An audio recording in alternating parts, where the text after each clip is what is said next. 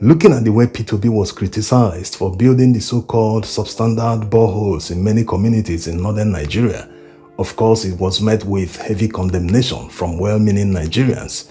It was a coordinated effort by the APC. And looking at the many communities where P2B built these boreholes with his own money, one thing stands out and points to the person that coordinated this effort. What we are saying every day as a purpose government is to care for the poor. Among the many communities where P2B commissioned boreholes in the north, he commissioned one in Zaria, and the precise local government area where he commissioned that borehole falls under the constituency of a political heavyweight in Nigeria today. That person is no other than the current Speaker of the House of Representatives, Abbas. Apart from being the fourth most powerful person in Nigeria right now, Abbas also doubles as a prince in the Zauzau Emirate. In fact, he is the next in line to the throne to become the emir. And considering the fact that he has been in the National Assembly since 2011, one wonders why a community in his constituency is lacking something as basic as water. The House is very supportive of you. The House loves you very well. There is hardly any decent voice in the House today and yesterday against you for any of your policies. So Prince Abbas, with all his privilege in the National Assembly, he couldn't provide water to his constituency, despite being in the National Assembly for 13 years.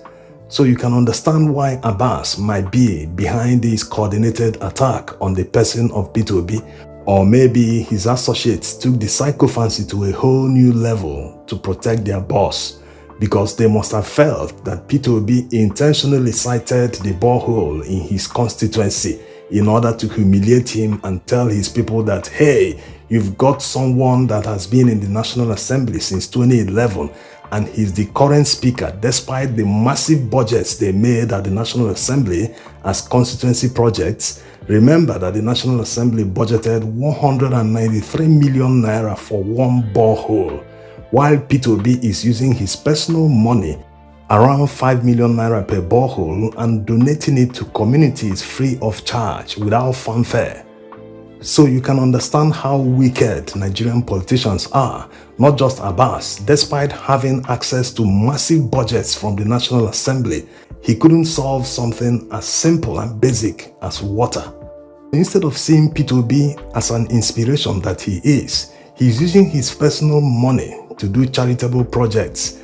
Politicians feel threatened because in their heart of hearts, they know that they are there for themselves. They don't mean well for the people. They keep acquiring wealth. No one knows what they will do with all the wealth. But this is someone that has been inspiring many people all along. Look at the Niger State governor.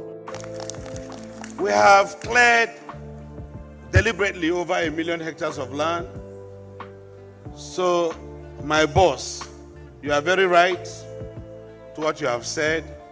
We have no reason to be poor. People may not like you, but they must hear you, because what you say is the gospel truth. All he's doing today in agriculture can be linked to being inspired by P2B during the campaigns. Is it Zulum of Borno State? He just declared that he will build boreholes that will be powered by solar energy. You see, the problem with Nigerian politicians is the corruption is just too much. It wasn't this way in the 70s and the early 80s, during the Shagari civilian regime, before Buhari and his boys removed them from power. The corruption wasn't as it is today. Imagine what Jakonde achieved in Lagos State in a single term.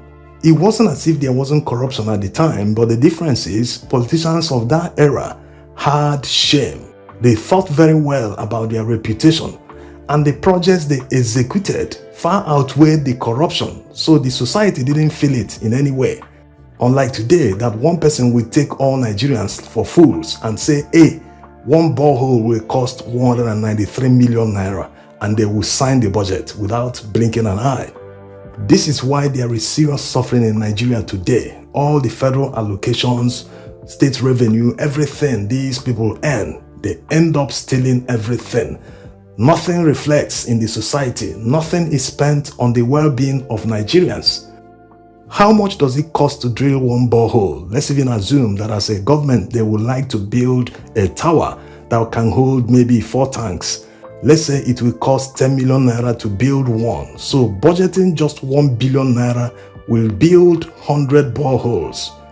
All they need to do is select locations that are in dire need of water, where people trek up to 500 meters or even 1 kilometer to fetch water. And within 1 month, all these places will have water. It will even create employment, because all the civil works that will be done there will be done by the citizens of the state. Isn't it better that people are employed? They will earn genuine money instead of all the time the state will be spending money on palliatives that are not sustainable. How long will you give people palliatives? So the state stands to benefit when they do civil works and massive projects in their state, especially the ones that will benefit the people directly, because water is indispensable. Thanks for watching.